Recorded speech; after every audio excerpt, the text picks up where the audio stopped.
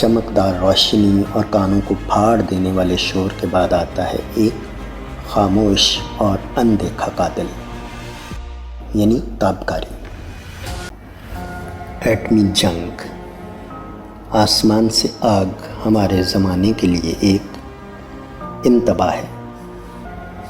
مکاشفہ میں لکھا ہے تب زمین کے بادشاہ، عمرہ، سپہ سالار، امیر و طاقتور اور ہر انسان پہاڑوں اور چٹانوں سے پکاریں گے، ہم پر گر پڑو اور ہمیں اس کے چہرے سے چھپا لو جو تخت پر بیٹھا ہے۔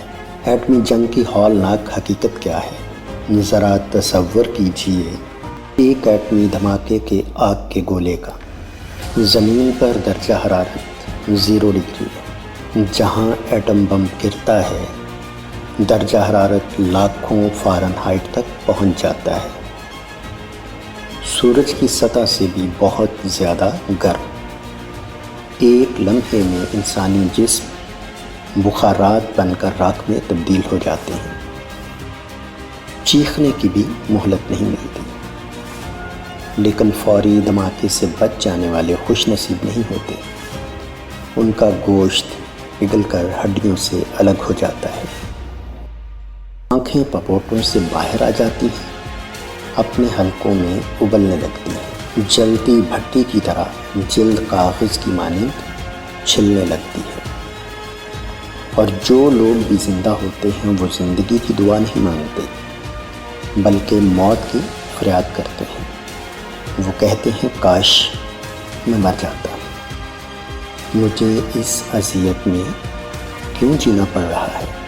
یہ کوئی افسانہ نہیں، یہی کچھ ہیروشیما اور ناگاساکی میں ہوا۔ حالانکہ وہ بم تو بچوں کے کھلونے تھے آج کے ہتھیاروں کے مقابلے میں۔ ہیروشیما پر گرایا گیا ایٹم بم صرف 15 کلو ٹن کا تھا، اور آج کے ایٹمی ہتھیار میگا ٹن سطح تک جا پہنچے ہیں، سینکڑوں بلکہ ہزاروں گنا زیادہ طاقتور۔ ایک جدید ایٹمی بم پورے ملک کو جلا کر راکھ کر سکتا ہے، اور ایک ایٹمی جنگ اربوں افراد کو مار سکتی اور زمین کو زہر آلود کر سکتی ہے۔ سب سے بڑھ کر ایک خاموش قاتل، یعنی کہ ایٹمی تابکاری، نیوکلیئر ریڈیشن۔ مطلب ہولناکی صرف آگ کے گولے پر ختم نہیں ہوتی، چمکدار روشنی اور کانوں کو پھاڑ دینے والے شور کے بعد آتا ہے ایک خاموش اور اندیکھا قاتل، یعنی تابکاری۔ چند لمحوں میں ایک ایٹمی دھماکہ گاما ریز، نیوٹرونز اور زہریلے ذرات کی بارش کر دیتا ہے۔ یہ تابکاری انسانی خلیوں کو چیر ڈالتی ہے، ڈی این اے فوراً تباہ ہو جاتا ہے، رگیں پھٹنے لگتی ہیں، اندرونی اعضاء فیل ہو جاتے ہیں، بال گچھوں کی صورت میں جھڑنے لگتے ہیں اور جلد سیاہ ہو کر اترنے لگتی ہے۔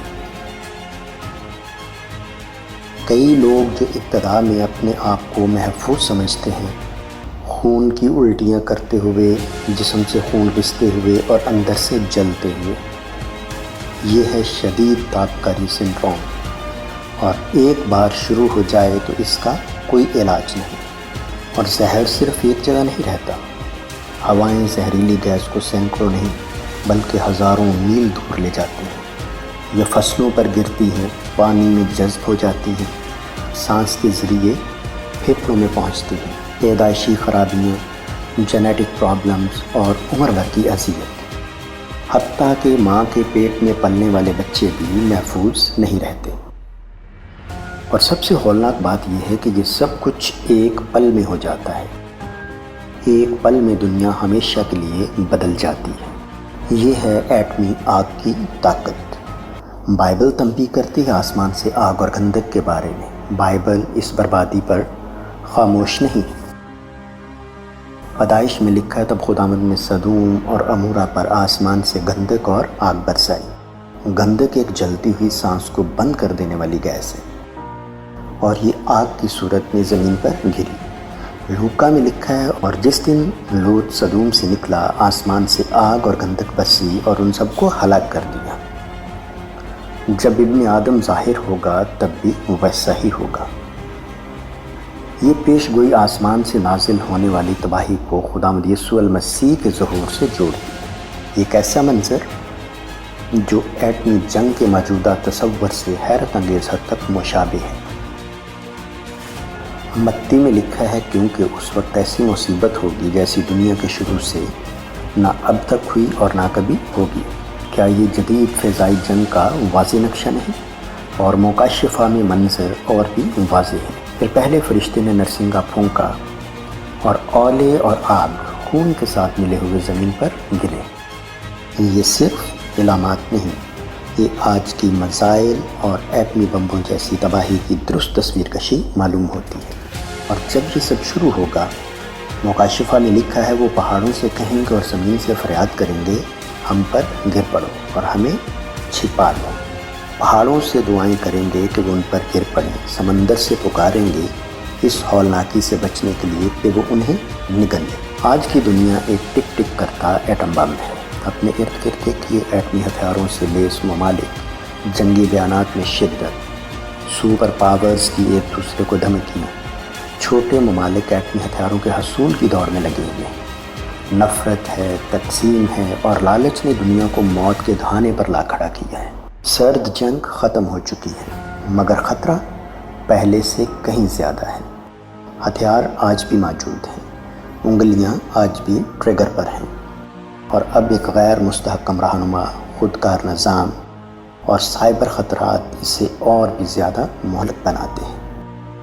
صرف ایک غلطی، ایک دہشت گردی یا ایک ضد اور قیامت آ جائے گی، مگر امید ابھی باقی ہے۔ سائنس یا ہتھیاروں سے نہیں، بلکہ بائبل سے۔ بائبل تباہی کی تنبیہ دیتی ہے، مگر ساتھ امید بھی دیتی ہے۔ تواریخ میں لکھا ہے، اگر میری امت جو میرے نام سے کہلاتی ہے فروتنی سے دعا کرے تو میں آسمان سے سنوں گا اور ان کے ملک کو شفا دوں گا۔ یہ لمحہ، یہ خوفناک امکان ایک تباہی کی صدا ہو سکتا ہے۔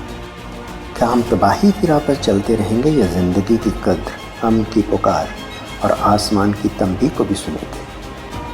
جب خداوند یسوع المسیح آئیں گے، بائبل کہتی ہے کہ دنیا افراتفری، آگ، گندک اور خوف میں ہوگی۔ ممکن ہے جو قدیم انبیاء نے آسمان سے آگ دیکھی، ہم آج اسے ایٹمی جنگ کے طور پر سمجھ رہے ہوں۔